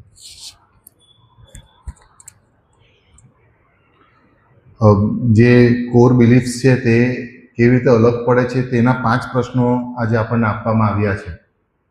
બરાબર. સાબ્બાત કેમ why 7 day Adventist observe Sabbath Saturday as Sabbath. વિશ્રામવાર અને સાબ્બાતમાં ફરક છે. બરાબર. સાબ્બાત વિશ્રામવાર પહેલા આવે એટલે વિશ્રામવાર નહીં પણ સાબ્બાત. સાબ્બાત એ શુક્રવાર સાંજ સુધી શનિવાર સાંજ સુધી એ યહૂદી પ્રથા પ્રમાણેનો છે. તો એ લોકો કેમ સેટરડેને હજી સુધી સાબ્બાત તરીકે ઓબ્ઝર્વ કરે છે અથવા તો માને છે? એનું પહેલું કારણ એ છે કે આપણે એના મૂળભૂત જે ડોક્ટ્રિન્સ જોયા તેની અંદર તેઓ 6 દિવસની અંદર ઉત્પત્તિ થઈ તેમાં માને છે. 6 ડેઝ ઓફ ક્રિએશનની અંદર માને છે 7 ડે એડવાન્ટિસ્ટ. અને તેના 6થા દિવસ બનાવ્યા પછી 7મા દિવસને સાબ્બાત તરીકે ઈશ્વરે વિશ્રામનો દિવસ માન્યો. બરાબર. આરામનો દિવસ માન્યો. અને એ લોકો એક મૂળભૂત વસ્તુ યાદ રાખીએ કે 7 ડે એડવેન્ટિસ્ટ લોકો બાઇબલને ઇનફોલિબલ વર્ડ ઓફ ગોડ તરીકે માને છે. એટલે ભૂલ વિહોણું ઈશ્વરનું વચન એમ તેઓ બાઇબલને માને છે. અને તેથી જો જૂના કરારના પુસ્તકની અંદર તેઓ સાબ્બાતને માનતા હોય તો પછી નવા કરારની અંદર પ્રભુએ જ્યારે કીધું કે બધા દિવસ સરખા છે તો તેને કેમ નથી માનતા? આ આપણે ડિફેન્ડ કરીએ છીએ. કોઈ 7 ડે એડવાન્ટિસ્ટ આપણને આવો પ્રશ્ન પૂછે કે આવો સાબ્બાત અમે માનીએ તમે કેમ નથી માનતા, તો આપણે આવું કહી શકીએ છીએ. બરાબર. મિલરની વાત કરવામાં આવી, એલેન વ્હાઇટની વાત કરવામાં આવી, વિલિયમ મિલરાઇટ મુવમેન્ટ 1844-40ની અંદર થવામાં આવી છે તેની વાત છે. હવે એ મુવમેન્ટ અને એલેન વ્હાઇટ એ તદ્દન બંને વ્યક્તિઓ કોન્ટ્રોવર્શિયલ છે. હવે જે વ્યક્તિઓ કોન્ટ્રોવર્શિયલ હોય અને એ પોતાનું પુસ્તક બહાર પાડે અને તમે પછી એને બાઇબલ સરખા ગણો તો એ બહુ યોગ્ય કહેવાય નહીં. અને આ સાબ્બાતનું જે શિક્ષણ છે તે આ એલેન વ્હાઇટના એમાંથી પુસ્તકમાંથી એ આવે છે. બીજું, અર્લી ચર્ચ જ્યારે કહે છે, પ્રથમની મંડળી જ્યારે એમ કહે છે કે વિશ્રામવારે આપણે પ્રભુનો દિવસ પાડવો એનું ચોક્કસ કારણ છે અને એ છે પ્રભુ ઈસુ ખ્રિસ્તનું પુનરુત્થાન. અને એ લોકો જો પ્રભુ ઈસુ ખ્રિસ્તના તારણમાં માનતા હોય કે પુનરુત્થાનમાં માનતા હોય તો પછી સાબ્બાત પાળવાની જરૂર નથી. કારણ કે ત્યાં પ્રભુ બધા દિવસોનો પણ પ્રભુ છે, પ્રભુ વિશ્રામવારનો પણ પ્રભુ છે. આપણે બધી સુવાર્તામાં વાંચીએ છીએ. એટલે ક્રિશ્ચિયાનિટી યહૂદી ધર્મથી કે મુસ્લિમ ઇસ્લામથી ક્યાં અલગ પડે છે? રિઝરેક્શન પર અલગ પડે છે, પ્રભુ ઈસુ ખ્રિસ્તના પુનરુત્થાન પર અલગ પડે છે. બરાબર. અને એને જ આ લોકો નથી માનતા.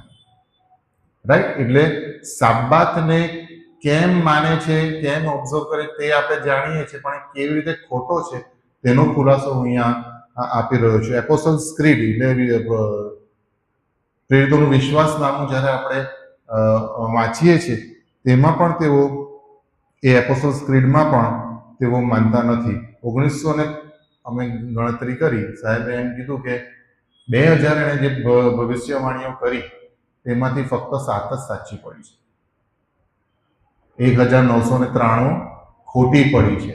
અને જો બાઇબલના આધારે આપણે જૂના કરારના આધારે જે શિક્ષણ આપવામાં આવ્યું છે તેના આધારે જોઈએ તો આ એ પ્રબોધિકા, એક જુઠ્ઠી પ્રબોધિકા તરીકે આપણે તેને જોઈ શકીએ છીએ. કારણ કે જો એ બાઇબલનું વચન કહે છે કે જો ભવિષ્યવાણી મિખાયાની વાત કરવામાં આવી છે ને બધી વાત આપણે જાણીએ છીએ, જો એ ભવિષ્યવાણી સાચી પડતી નથી તો એ જુઠ્ઠું છે. એટલે આ અમે જોઈ ગયા. હવે અર્લી ચર્ચ, તો પ્રશ્ન ઊભો એવો થાય છે કે પ્રથમની મંડળીએ કેમ સાબ્બાત પકડી ના રાખ્યો? પ્રથમની મંડળીએ કેમ સાબ્બાત પકડી ના રાખ્યો અને ત્યાં પવિત્ર દિવસ ગણ્યો નહીં? હવે શિફ્ટ ક્યાં થઈ ગયો છે? વિશ્રામવાર પર. કેમ?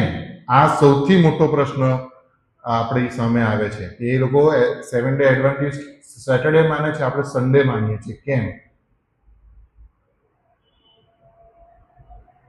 આપણને જે વિશ્વાસ કરીએ છીએ તેનું કારણ આપણને ખબર હોવું જોઈએ કે હું કેમ વિશ્વાસ. હા, રિઝરેક્શન ઓફ જીસસ ક્રાઇસ્ટ એ રવિવારને દાડે થયો, બરાબર? પણ એટલું ઇનફ છે, એટલું કહી દેવું એ લોકો બી માને છે. પણ કેમ સન્ડે રિઝરેક્શન થયું? લોકો માને છે કે પુનરુત્થાન રવિવારે થયું, તેમ છતાં તેઓ સેટરડેને સાબ્બાત માની રહ્યા છે અને એને જ ચાલુ રાખી રહ્યા છે જૂના કરારની. મારી સાથે તમે ખોલો રોમનોને પત્ર, તેનો 14મો અધ્યાય, અને તેની બાઇબલ આધારિત આપણે પોતાના પુરાવાઓ આપવા પડે, કારણ કે એ લોકો બાઇબલને સર્વોચ્ચ ઓથોરિટી માને છે અને તે છે. એટલે એ લોકો જેમાં વિશ્વાસ કરતા હોય તેનો જ બેઝ બનાવીને આપણે તેમને આપણા વિશ્વાસને ડિફેન્ડ કરવાની જરૂર છે. 14મો અધ્યાય 5મી કલમ જુઓ તો એમ લખ્યું છે, કોઈએ તો અમુક દિવસને બીજા કરતા વધારે પવિત્ર ગણે છે અને બીજો સર્વ દિવસોને સરખા ગણે છે. દરેકે પોતપોતાના મનમાં સંપૂર્ણ ખાતરી કરવી. પછી એમ લખ્યું છે, અમુક દિવસને જે પવિત્ર ગણે છે તે પ્રભુને ખાતર તેને પવિત્ર ગણે છે, જે ખાય છે તે પ્રભુની ખાતર ખાય છે, કેમ કે તે દેવનો આભાર માને છે. જે નથી ખાતો તે પ્રભુની ખાતર ખાતો નથી, દેવનો આભાર માને છે. ઓકે, આ વસ્તુ અલગ છે. સેકન્ડ, આપણે કોલોસીઓને પત્ર તેનો 2જો અધ્યાય 16 અને 17મી કલમ વાંચીશું. કોલોસીઓને પત્ર તેનો 2જો અધ્યાય 16 અને 17, પાના નંબર 199. ત્યાં એમ લખ્યું છે, એથી ખાવા પીવા વિશે કે પર્વ કે ચાંદ રાત કે વિશ્રામ વારો વિશે, આ અગત્યનો છે કે વિશ્રામ વારો વિશે કોઈ તમને દોષિત ન ઠરાવે, તેઓ તો થનાર વાતોનો પડછાયો છે, પણ શરીર એ ખ્રિસ્તનું છે. જો અર્લી ચર્ચ ખ્રિસ્તનું શરીર છે અને એ સાબ્બાતમાં નથી માનતું, તો પછી આ લોકોએ 1844-1840માં કેમ અર્લી ચર્ચથી અલગ થઈને પોતાનો સાબ્બાત મૂકવો? આ પ્રોટેસ્ટન્ટિઝમ નથી. જે માર્ટિન લુથરે કર્યું એવું નથી. આ દુર્મત છે, આ એક કલ્ટ છે, બરાબર? પ્રોટેસ્ટન્ટને પછી તમે આવી રીતે નહીં કરતા કે આ પ્રશ્ન કરે છે અને રિફોર્મ થિયોલોજી થાય છે એટલે એ પણ કલ્ટ છે, એવું નથી. બાઇબલ આધારિત જે નથી, બાઇબલને જે બેઝ રાખીને કરતો નથી, તે નથી. એટલે આપણે એક જ વસ્તુ, ભાઈ તું માને છે ઓલ્ડ આખું પ્રભુનું વચન એ ઓથોરિટી છે કે હા એ માને છે? જો તું 6 દિવસમાં માને છે અને 7મા દિવસે આરામ કરે કે હા, તો પછી તું નવા કરારની આ 2 કલમ કેમ નથી માનતો? અર્લી ચર્ચના એમાંથી તું કેમ અલગ બહાર નીકળ્યો? ઓકે, એટલે આવી રીતે આપણે કહી શકીએ છીએ. Why seventh Adventist observe Saturday as Sabbath. આના હું પછી તમને બીજા પ્રશ્નો કહીશ કે તમે કયા પ્રશ્નો પૂછી શકો છો, બરાબર? બીજો પ્રશ્ન, following OT dietary laws is worthy or not? એટલે જૂના કરારમાં જે ખાવા પીવા અંગેના જે લેવીયાના પુસ્તક 11ની અંદર જે નિયમો આપ્યા છે તે બરાબર યોગ્ય છે કે નહીં, એ આપણે જોઈ ગયા કે યોગ્ય નથી. પણ કેમ? તમે એમ કહી દીધું કે નવા કરારમાં તો જે પ્રભુએ કહી દીધું તે બધું ચાલુ ગયું, બધું યોગ્ય છે. એનો કોઈ એક્ઝામ્પલ તમે આપશો ક્યાં એવું થયું? પિત્તર, કર્નેલિયસની વાત, બરાબર? ધાબા પર જાય છે અને બધું હવે ખાવાનું, કશું હવે શ્રાપિત નથી, બધું તમે ખાઈ શકો છો. તો શું જૂના કરારમાં એ શ્રાપિત હતું? જો હમણાં ખાઈ શકીએ છીએ તો જૂના કરારમાં હા, એ કેમ શુદ્ધ અને અશુદ્ધ હતું? કેમ? પણ ઘરીવાળા તો હવે ખવાય છે. બલિદાન અપાતું તો બીજું કંઈ, એ જ પ્રાણીઓ છે, પ્રાણીઓમાં કોઈ ફેરફાર થયો નથી. જે જૂના કરારના પ્રાણી છે તે જ નવા કરારના પ્રાણીઓ છે. તો કેમ હવે હા પાડે છે અને જૂના કરારમાં ના પાડે? હું એ જ કહું છું ને, જૂના કરારમાં કેમ અમુકને શુદ્ધ નહોતા ઠરાવ્યા, અત્યારે બધાને શુદ્ધ ઠરાવ્યા? પ્રાણીઓમાં કોઈ ફેરફાર થયો એ લોકોના બોડીમાં કે હવે લોકો શુદ્ધ થઈ ગયા નવા કરારમાં અને જૂના કરારમાં નહોતા? કેમ એવું છે? એનું તમે મૂળભૂત ઇન્ટેન્શન આપણે સમજવું કે બાઇબલ કેમ એવું લખે છે.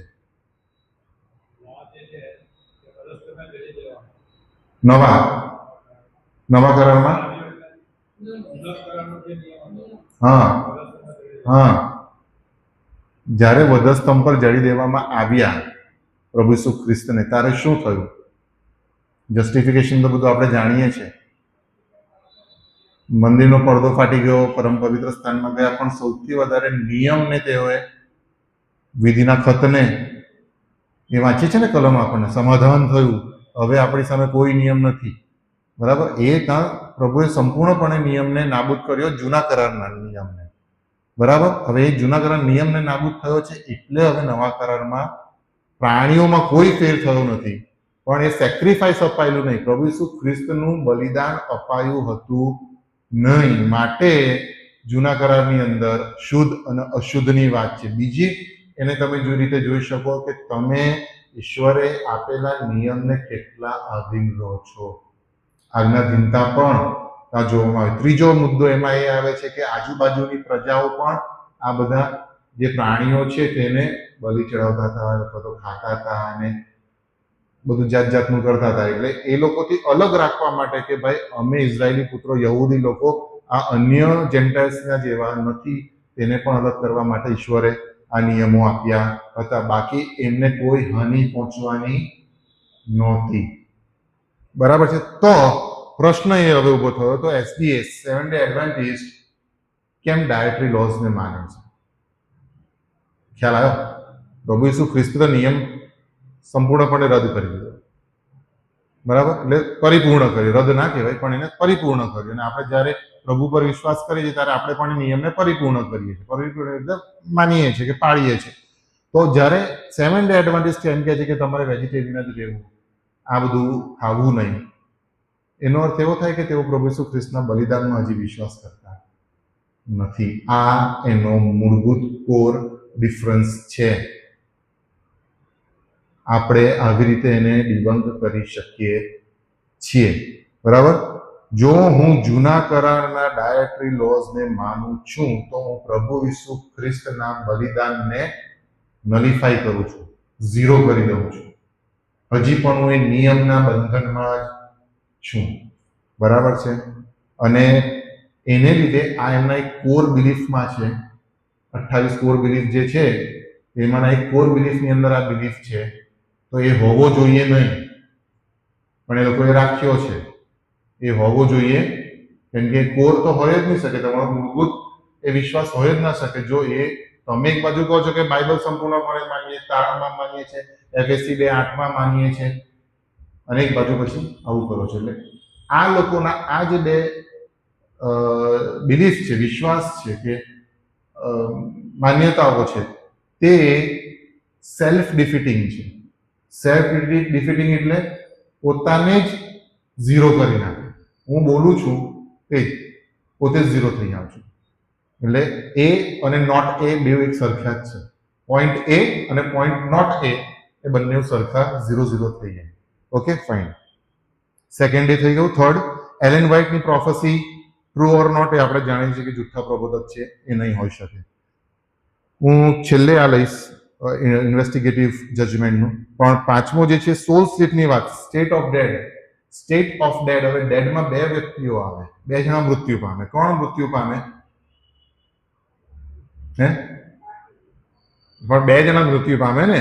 હું બી મૃત્યુ પામું, હિન્દુ બી મૃત્યુ પામે, તો કયા બે જણા મૃત્યુ પામ્યા? હા, વિશ્વાસી બી મૃત્યુ પામે, અવિશ્વાસી પણ મૃત્યુ પામે. તો બંનેના સ્ટેટ અલગ છે, એ લોકો એવું માને છે.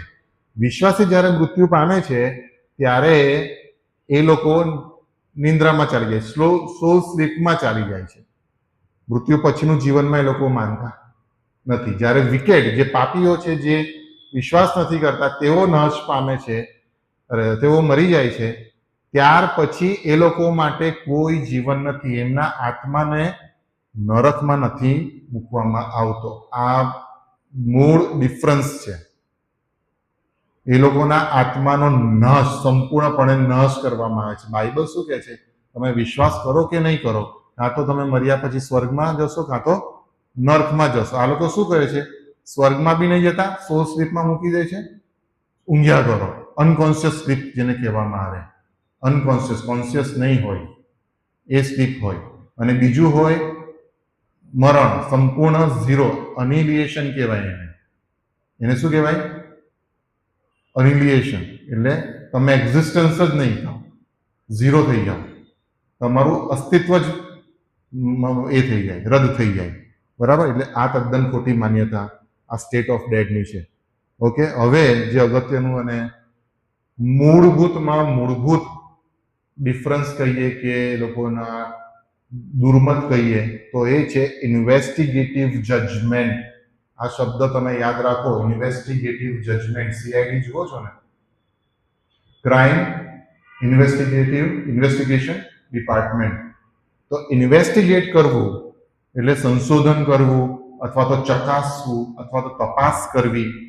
તો આ ઇન્વેસ્ટિગેટિવ જજમેન્ટ ન્યાય માટે તપાસ કરવી. કોણ કરે છે? તો એ લોકો એવું માને છે કે પ્રભુ ઈસુ ખ્રિસ્ત 1844 પહેલા એનું જ્યારે બીજું આગમન એ લોકોએ પ્રબોધવાણી કરેલી કે 1844માં તેઓ બીજી વાર આવશે, એ પહેલા તેઓ પરમ પવિત્ર સ્થાનમાં ગયા અને જેટલા પણ લોકો છે, વિશ્વાસી હોય કે અવિશ્વાસી હોય, તેમના વિશ્વાસને ઇન્વેસ્ટિગેટ કર્યો. આ છે ઇન્વેસ્ટિગેટિવ જજમેન્ટ. સમજ્યા? ઇન્વેસ્ટિગેટિવ જજમેન્ટ આ છે. એ પ્રભુ ઈસુ ખ્રિસ્ત ઉપર ગયા અને જજમેન્ટ માટે ઇન્વેસ્ટિગેશન કર્યું અને પછી તેઓ પાછા આવશે ને બીજું જજમેન્ટ કરશે. હવે તમારા મતે આ કેટલું સાચું છે? સાચું છે ખરું? કેમ નથી? બીમાં જજમેન્ટ આપણે જોઈએ છે, the great white throne judgment. શ્વેત રાજ્યાસન પરનું આપણો ન્યાય જે થવાનો છે તે બીજી વારનો. આ લોકો એમ કહે છે કે ઉપર જઈને પરમ પવિત્ર સ્થાનમાં ગયા. ફરીથી બોલું છું, પ્રભુ ઈસુ ખ્રિસ્ત પરમ પવિત્ર સ્થાનમાં ગયા. હોલી પ્લેસમાંથી, પવિત્ર સ્થાનમાંથી પરમ પવિત્ર સ્થાનમાં જાય છે અને ત્યાં લોકોનો ન્યાય કરવાની શરૂઆત કરે છે. હવે તમારા મનમાં એક કલમ આવવી જોઈએ જેને આ બાબતને ખોટી ઠરાવે છે. કઈ કલમ હોઈ શકે? આપણને આવડે છે પણ કલમ એક્ઝેક્ટ નહીં બોલો, પણ તમારા સમજણ બોલો. ફરીથી કહું, પ્રભુ ઈસુ ખ્રિસ્ત પવિત્ર સ્થાનમાંથી પરમ પવિત્ર સ્થાનમાં ગયા અને ત્યાં તેમણે લોકોનો ન્યાય કરવાની શરૂઆત કરી. ચાલો, કઈ કલમ અથવા તો સમજણ તમને યાદ આવે છે?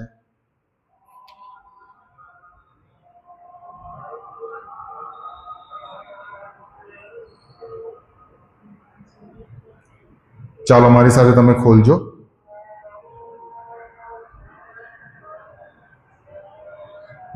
હિબ્રુઓને પત્ર 9મો અધ્યાય અને તેની 12મી કલમ. હિબ્રુ 9 અને 12.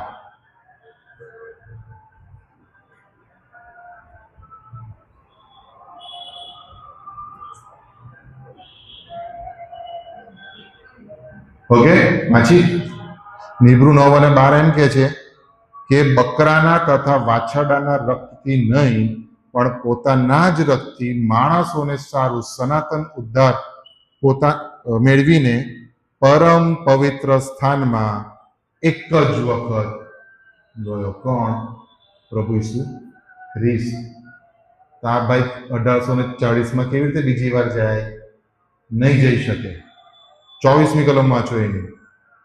કેમ કે ખ્રિસ્ત હાથે બનાવેલું પવિત્ર સ્થાન જે ખરાનો નમૂનો છે તેમાં ગયો નથી, પણ આકાશમાં જ ગયો કે તે હમણાં આપણે સારું દેવની સમક્ષ હાજર થાય. પતી ગયું. પ્રભુ ઈસુ ખ્રિસ્ત સ્વરનું સ્વર્ગારોહણ થયું ત્યારબાદ તેઓ પરમ પવિત્ર સ્થાનમાં ગયા છે. નથી કે પવિત્ર સ્થાનમાં રહ્યા. એ પ્રભુ યહોવા દેવની આગળ હાજર થયા છે. બરાબર છે? એટલે 1840ની અંદર જે ઇન્વેસ્ટિગેટિવ જજમેન્ટની વાત કરવામાં આવી છે, તો અહીંયા તદ્દન ખોટી પડે છે.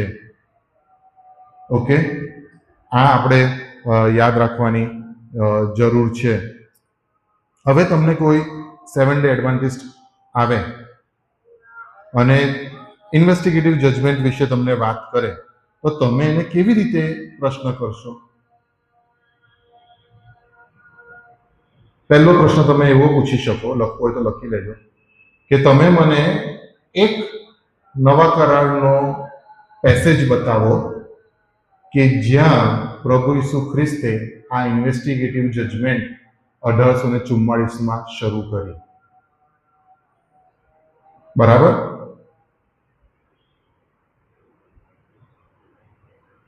ઓકે. બીજો પ્રશ્ન તમે એને પૂછી શકો કે જો હિબ્રુઓને પત્રમાં લખ્યા પ્રમાણે પ્રભુ ઈસુ ખ્રિસ્ત પરમ પવિત્ર સ્થાનમાં પ્રવેશ કરે છે એમના સ્વર્ગારોહણ પછી, તો બીજી વાર એ પ્રવેશ કરવાની જરૂર શું?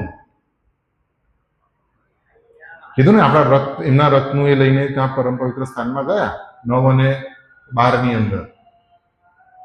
અને સૌથી મોટો યોહાન 19 અને 30 કોઈ કાઢો. યોહાન 19 અને 30. થોડું ઝડપથી કરીશું. 30.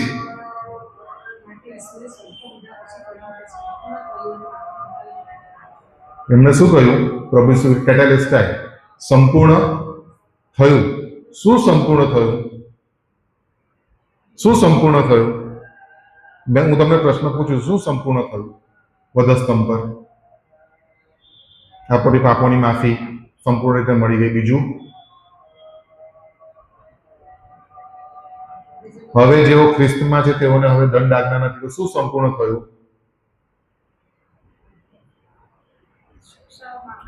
શિક્ષા. પ્રભુ યહોવા દેવનો જે કોપ આપણા પર આવવાનો હતો તે કોના પર પડ્યો? પ્રભુ ઈસુ ખ્રિસ્ત પર પડ્યો, જેથી કરીને આપણો કોપ, આપણા પર તે કોપ ના પડે. અને તે પ્રભુ ઈસુ ખ્રિસ્તનું ન્યાયપણું આપણને મળ્યું છે. એટલે કોનો ન્યાય સંતોષાયો? યહોવા દેવનો. હવે કોઈ જજમેન્ટ નથી. જે પ્રભુ ઈસુ ખ્રિસ્તમાં છે તેનું કોઈ હવે જજમેન્ટ નથી. તેઓ એક્સેપ્ટેડ છે, તેઓને સ્વીકાર કરી લેવામાં આવ્યા છે. હા, છેલ્લું જજમેન્ટ થશે ત્યારે આપણા કાર્યો કેવા છે તેના પર આપણું ઘર બંધાશે ઉપર, કે કૂપરાનું કે સોનાનું કે રૂપાનું, એ બંધાશે. પણ એ આપણને નાશમાં નહીં મોકલે, કારણ કે છેલ્લે બચી ગયેલાની જેમ પણ આપણે સ્વર્ગમાં તો જઈશું જ. બરાબર? એ કાર્ય આધારિત આપણને રિવોર્ડ છે, એ બદલો છે, એ શિક્ષા નથી. બરાબર? પણ એ જજમેન્ટ શું થયું છે આપણા પર? સંપૂર્ણ થઈ ગયું છે. એટલે હવે કોઈ ઇન્વેસ્ટિગેટિવ જજમેન્ટની જરૂર નથી. આ 3 પ્રશ્નો આપણે તેમને પૂછી શકીએ છીએ. એલેન વ્હાઇટની આપણે જ્યારે વાત કરીએ છીએ ત્યારે એના માટે પણ 3 પ્રશ્નો તમે પૂછી શકો છો. કયા? પહેલો પ્રશ્ન, એલેન વ્હાઇટ જે પ્રોફેસી કરે છે, પ્રબોધ કરે છે, તેના 3 પ્રશ્નો તમે પૂછી શકો છો. પહેલો પ્રશ્ન એ પૂછી શકો કે જો બાઇબલ સંપૂર્ણ છે, સફિશિયન્ટ છે, બીજું તિમોથી 3:16 ને 17 આપણને ખબર છે ઈશ્વર પ્રેરિત છે ને, બરાબર, તો પછી કોઈ અન્ય પ્રબોધિકાના ડોક્ટ્રિનની જરૂર શું? કોઈ પણ પ્રોફેટની જરૂર શું? જો આપણા બાઇબલ જ સંપૂર્ણ છે તો. બરાબર? પહેલો પ્રશ્ન એ પૂછી શકીએ છીએ. બીજો પ્રશ્ન એ પૂછી શકીએ છીએ કે જો આ ઇન્વેસ્ટિગેટિવ જજમેન્ટ, હવે એ આઈડિયા આપણને હોવો જોઈએ કે ઇન્વેસ્ટિગેટિવ જજમેન્ટ આ એલેન વ્હાઇટે આપ્યું છે. આ જે સમજણ છે તે એલેન વ્હાઇટની છે.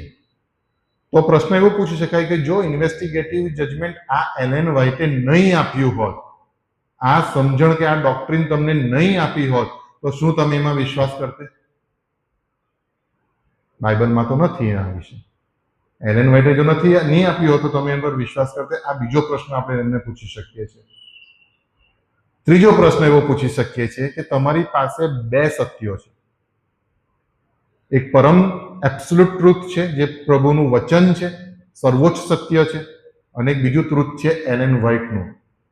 બરાબર? એ અને બી, એ અને નોટ એ ની વાત નથી કરતો. એક સત્ય એ છે અને એક સત્ય બી છે. હવે એ સત્ય અને બી સત્યની અંદર જો કોઈ ભૂલ હોય અથવા તો બી એની સાથે સમતોડ નથી, એક જ મનનો, એક જ વિચારનો નથી થતો, તો તમે કોનું માનશો? આવું પૂછી શકાય કે એલેન વ્હાઇટ જો બાઇબલના આધારિત સત્યોમાં નથી માનતી, તો તમે કોનું માનશો? એલેન વ્હાઇટના ડોક્ટ્રિન્સ માનશો કે બાઇબલના ડોક્ટ્રિન્સ માનશો? આપણે પ્રશ્ન એ લોકોના કોર્ટમાં નાખવાનો અને એ લોકોને વિચારતા કરવાના. ઓકે? હવે સાબાત માટે જો બીજા તમે અમુક પ્રશ્નો જોઈ લો શાબાતના. એવું કહી શકીએ કે નવા કરારમાં ક્યાં એવું લખવામાં આવ્યું છે કે ખ્રિસ્તીઓએ પુનરુત્થાન પછી શનિવારે જ વિશ્રામવાર અથવા તો સ્તુતિ કરવી જોઈએ. ઓકે, અને બીજું કોલોસી તમે કહી શકો છો, રોમન્સ 14 આપણે જોઈ ગયા છે તે જોઈ શકો છો. ઓકે, બીજો પ્રશ્ન જે સૌથી અગત્યનો, અર્લી ચર્ચ ક્યાંથી શરૂ થયું ખબર તમને? ફર્સ્ટ કાઉન્સિલ ક્યાં મળી છે? આપણા ખ્રિસ્તી સમાજની, એટલે પ્રભુ ઈસુ ખ્રિસ્ત પર જે વિશ્વાસ કરે તેની પહેલો કાઉન્સિલ ક્યાં મળ્યો? એક્ઝેક્ટલી પ્રેરિતોના કૃત્યોમાં છે. સૌથી પહેલું કાઉન્સિલ યરુશલેમનું કાઉન્સિલ છે. પ્રેરિતોના કૃત્યો 15મો અધ્યાય છે. તો જો સાબાતને ઓબ્ઝર્વ કરવો શનિવારે આટલો બધો અગત્યનો હતો તો એ લોકોએ કેમ એને ઇન્ક્લુડ નહીં કર્યું? એ કાઉન્સિલની અંદર એ લોકો જ્યારે કોર બિલીફ બનાવ્યા, કાઉન્સિલ ક્યારે મળે? જ્યારે કોર બિલીફ રેડી કરવાના હોય ત્યારે કાઉન્સિલ મળે. કોઈ દુર્મત આવે તો એને ડિબંક કરવાને કે એને દૂર હટાવવાને માટે અમુક માન્યતાઓ કે અમુક વિશ્વાસોનું નામું તૈયાર કરવામાં આવે, વિશ્વાસનામું તૈયાર કરવામાં આવે, ત્યારે એને કહેતો એ 15મા અધ્યાયની અંદર કેમ સાબાત વિશે લખવામાં નથી આવ્યું? આ આપણે કહી શકીએ.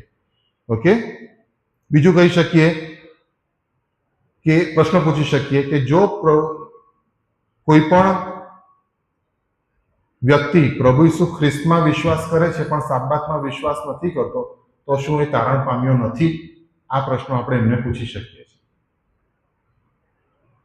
જો કોઈ વ્યક્તિ પ્રભુ ઈસુ ખ્રિસ્ત પર વિશ્વાસ કરે છે પણ સાબાતમાં વિશ્વાસ નથી કરતો, તમારી જેમ તમે કરો છો એમ અમે જો નથી કરતો, અમે સેવડ નથી, અમે શું તારણ પામેલા નથી? હવે એ લોકો શું લેશે? બાઇબલ લેશે, અને ત્યાં એ લોકોને ખબર પડશે કે તેઓ ખોટા છે. અને બીજું બી આપણે કહી શકીએ કે શું સાબાત મને પ્રભુની આગળ ન્યાય ઠરાવે છે? સાબાતનું ઓબ્ઝર્વન્સ, સાબાતનું પાળવું એ મને યહોવા દેવની આગળ ન્યાય ઠરાવે છે? તો સિમ્પલ જવાબ છે કે ના, પ્રભુ ઈસુ ખ્રિસ્તનું રક્ત મને ન્યાય ઠરાવે છે. ઓકે, બીજું એક સૌથી અગત્યનું આપણે ચૂકી ગયા છે, એ છે કોર બિલીફમાં એ લોકોનું ખાતરી, વિશ્વાસની ખાતરી. એક માસાએ ત્યાં મેન્શન કરેલું કે એ લોકો એક વિશ્વાસની ખાતરીમાં માને છે.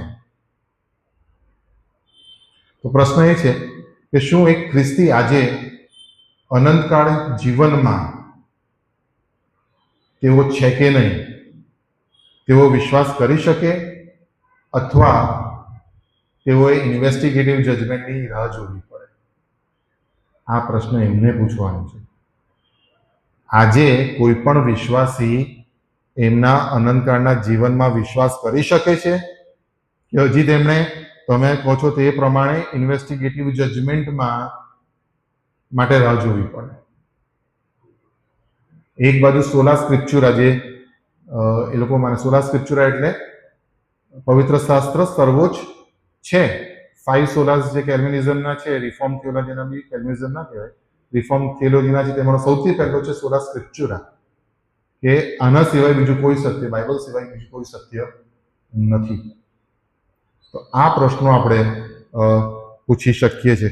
અમુક પ્રશ્નો આપણે અવોઇડ કરવા જોઈએ જો આપણે બાઇબલ આધારિત, આપણને ખબર છે કે આ કલ્ટ છે, પણ જો એ સામે આવે તો આપણે અમુક ક્વેશ્ચન અવોઇડ કરવાના. દાખલા તરીકે શું તમે કલ્ટમાં માનો છો? આવું નહીં બોલવાનું, આવું કોઈને પણ નહીં બોલવાનું. આપણે એવું પણ નહીં કહેવાનું કે શું તમે જુઠ્ઠા પ્રબોધકમાં વિશ્વાસ કરો છો?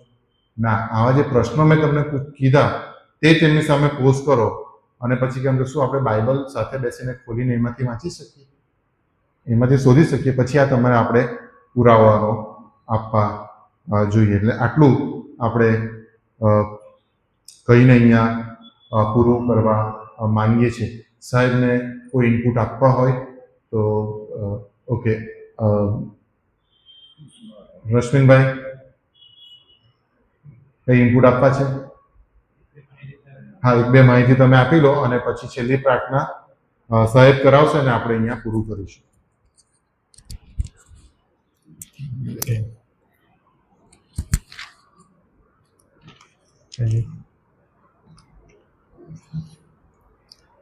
સેવન ડે એડવાન્ટિસ્ટ જે છે તેની પોતાની ચેનલ્સ છે, ANN અને adventist.news, આ તેઓની ઓફિશિયલ ન્યૂઝ ચેનલ છે અને ભૂતકાળમાં તેઓના રેડિયો સ્ટેશન્સ પણ હતા, SW પ્રાઇવેટ રેડિયો સ્ટેશન હતા એ લોકોના.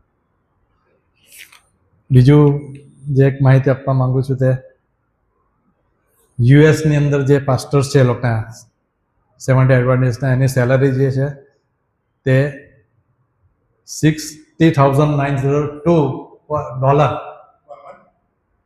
યર, એનું મંથલી થાય $5,075 પર મંથ. જેનો ઇન્ડિયન રૂપીસ જોવામાં આવે તો 4,90,000 સમથિંગ થાય એ મંથલી, અને યરલી 58,81,306 એ લોકોનો ફિગર છે પાસ્ટરનો સેલરી. હાલની અંદર અર્ટોન કાર્લોસ કોહલર જેનો જન્મ 26 જૂન 1969, તેઓ બ્રાઝિલિયન SDA પાસ્ટર છે, થિયોલિજિયન છે અને એડમિનિસ્ટ્રેટર છે, serving as the president of general conference of SDA at present. Erton Carlos Kohler administrator છે અને તેઓ પ્રેસિડેન્ટ છે of general conference of SDA. એકદમ જુવાન છે. સાહેબ આવશે. સાહેબ હવે છેલ્લી પ્રાર્થના કરો છો.